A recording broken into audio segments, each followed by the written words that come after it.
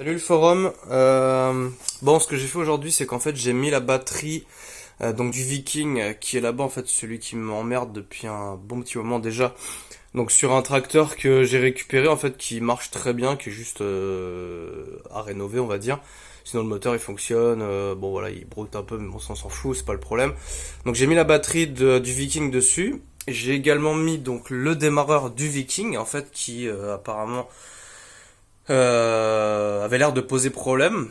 Et j'ai mis aussi le moteur sous pression donc avec la bougie, donc j'ai juste pas mis l'antipatate hein, voilà pour pas qu'il démarre parce que là il est un peu tard, les voisins vont pas kiffer. Bref, donc j'ai mis le démarreur et la batterie donc sur celui-là qui est exactement le même moteur que le Viking qui est là, c'est la même chose hein, vraiment le même truc. Et là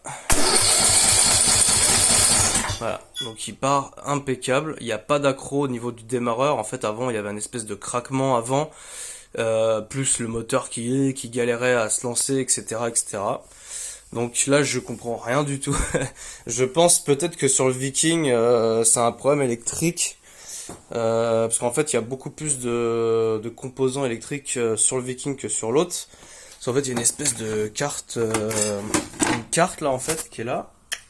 Toc. Alors, si quelqu'un juste peut m'expliquer à quoi elle sert cette carte, je suis preneur parce que je vois pas du tout à quoi elle sert en fait par rapport au fonctionnement de la machine.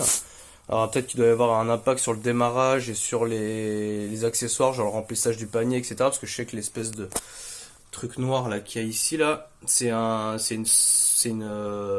bip en fait qui permet d'avertir l'utilisateur que le panier arrière il est plein quoi. Mais bon après à part ça je vois pas trop à quoi sert tout l'ensemble de la carte. Voilà, franchement, donc voilà, moi j'ai fait la même configuration donc sur celui-là que sur celui-là, donc démarreur batterie. Donc celui-ci, bah lui il veut rien savoir en fait, c'est-à-dire que bah en fait il y a bien une arrivée électrique au niveau du démarreur. Mais par contre, bah voilà, ça, le moteur enfin il tourne pas quoi. C'est-à-dire que le volant il est retenu par je ne sais quoi.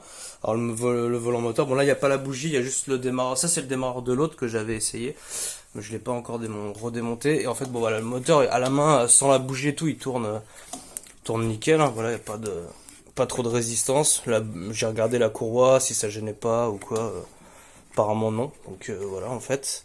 Mais par contre dès que je le mets sous pression, en fait, dès que je le mets sous pression, et ben ça galère. Et même sans le mettre sous pression avec la bougie, en fait, le démarreur quand il démarre en fait il y a une espèce de craquement avant. Je sais pas vous l'expliquer. Enfin, il faudra juste regarder les anciennes vidéos que j'ai postées enfin que j'ai mis sur le post là, vous allez entendre, il y a une espèce de grrrk comme ça juste avant et après tac le moteur tourne à peu près, mais c'est tout ce que j'arrive à en tirer. Donc je me demande si c'est pas un problème électrique vraiment pour le coup. Voilà, donc si vous pouvez m'éclairer encore une fois les gars, merci en tout cas pour vos retours et l'aide que vous m'avez apporté jusqu'à présent. Allez, à bientôt, ciao.